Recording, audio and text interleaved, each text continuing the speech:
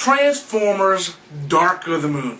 This was one film that I went in expecting to bash the hell out of. As a matter of fact, I spent the entire week prior, before the movie opened, finding out things I could bitch about. And I did not get to see this movie on release day. I didn't get to see this movie until a week after the release day. And in that time, I watched several critics review this movie. And the majority of people had bad things to say about it. And after listening to that negative comments, I had my mindset going into this movie that this movie was going to suck. The only positive reviews I've seen of this movie was from Filmmaster Adam and CGA's. I completely disregarded CGA's Chris Goodman's review right off the bat, seeing how he is a fanboy of the series. I figured he was going to like it regardless anyway. He's not one for plot or anything like that. He's mostly action, special effects. If he's entertained, then that's his type of movie. That's what he likes. When Filmmaster Adam, a critic who I respect very much, and he is usually on the same page with me on everything, when he said the movie was good, then I had doubts. I was like, So, nonetheless, I did not want to bash this movie without going to see this movie first. Well, I have seen Transformers Dark of the Moon, and I would like to say the following. I have never been 100% wrong as I am right now. Transformers 3, Dark of the Moon, was nothing short of awesome. And let me rephrase that. For everybody who can't believe their ears, do not check the volume on the video player. I am telling you, Transformers Dark of the Moon was a good movie. That is correct. I am not bullshitting you. I thought the story for this movie was excellent. I thought the acting, the cast, everything to do with this movie was excellent. Now, not to say I do have minor nitpicks, and they are very minor nitpicks. I had, after what I heard from other critics, I expected to have a lot more complaints. And when I actually seen the movie, those complaints became negative and irrelevant, and it had nothing to do with the actual overall movie. It did not hurt the overall presentation of the film. Many people said this movie was too long. This movie was 2 hours and 45 minutes. And I, for one, did not feel, I did not step out of the movie theaters feeling that this movie was too long. Transformers 1 and 2 I felt were way too long. Especially the pyramid scene in Egypt. I thought that lasted way too long. This movie did not feel that long.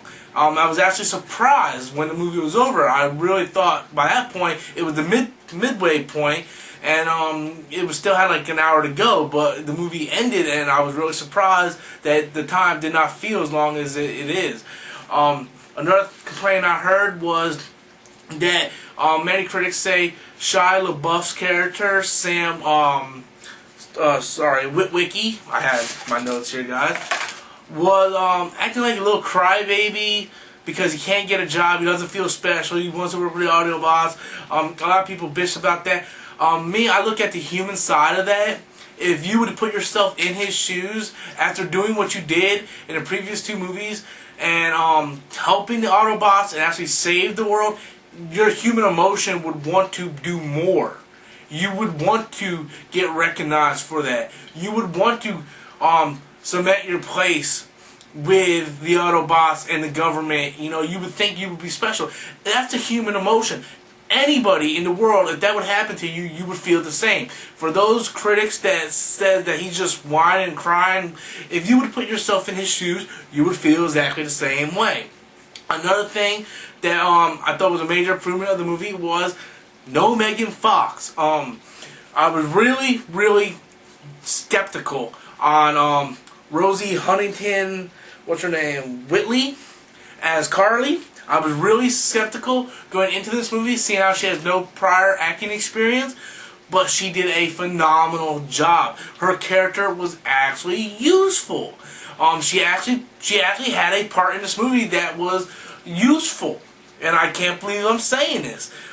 She acted well. She didn't fuck up anything, as far as I know. And she had a purpose in this movie, and that was a big part of it. the humor, there's still humor in this movie, is died down a lot. I will say that. Michael Bay really killed all the humor that he had in the first two movies that didn't need to be in there. He killed a lot of it. There is still some minor humor. Sam's parents are back in this movie again, which I think is one of the main reasons why the second one was so god-awful. But there's a lot of reasons why the second one's god-awful. But that was like one of the major drawbacks. As a matter of fact, I tried rewatching that yesterday. Try to get ready to go see this movie. I was like, oh, fuck it. I haven't seen Transformers since the theaters. Let's watch it again. I had to shut off within the first 20 minutes of the movie. It's fucking god-awful, unbearable to watch. His parents are in this movie, but their total screen time is maybe 3 to 4 minutes. So, and she wasn't that bad. His mom wasn't that bad. She was awful, but not that bad. Not enough to kill the movie. The one thing that I could not get over, because Michael Bay has a hard time writing humor. He just needs to stop humor. He kills the mood. Spoiler alert here, people. When Carly gets kidnapped and Sam is forced to spy on the Autobots, the whole thing with the watch taking over and flipping him over thing really killed the mood. I mean, his girlfriend is kidnapped here, where everybody in the theater is on the edge of their seat. It's an emotional roller coaster, and you ruin it by having him do idiotic things. Idiotic things. Having him flip over the table and all that stuff, and it was just pointless. It was absolutely pointless. The whole Asian guy, Deep Wang, whatever you want to call him, from Hangover 2, Hangover 1. I thought that humor overdid it a little bit. But like I said, the humor I've seen wasn't enough to ruin the overall presentation of this movie. I thought the story was solid. I thought the acting was great. It was refreshing not having Megan Fox in there being a slut. I don't too much care for the way they writ her out of the story, though, with her dumping Sam. That just seems, you know, everything they've been through in the first two movies, I think that was kind of like a cop-out. She just dumped him. But I love the new actress. I love Rosie. I love Shia LaBeouf's character in this movie. He really grown as an actor. I can sympathize with him on a personal level, and I think that's a key element for putting yourself emotionally involved in the movie. And actually, this is a movie I'm going to see again in theaters. I have not seen a Transformers movie more than once in theaters, and in some cases I've seen the first movie twice when it came out on DVD, and I tried watching Revenge of the Fallen. Again, I couldn't bring myself to get past the first 15-20 minutes, but this movie is that good.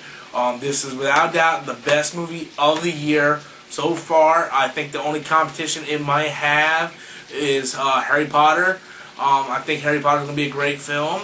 I think that's his competition, but as it stands right now, this is the best movie of the year. Great, great movie. If I'm saying it, guys, you gotta believe me. I am the biggest Transformer hater you have ever seen. I bash these movies up and down. This movie is excellent, and the first time this year, this movie gets a perfect 4 out of 4. Until next time, guys, I'm Stormsink, and that's my opinion.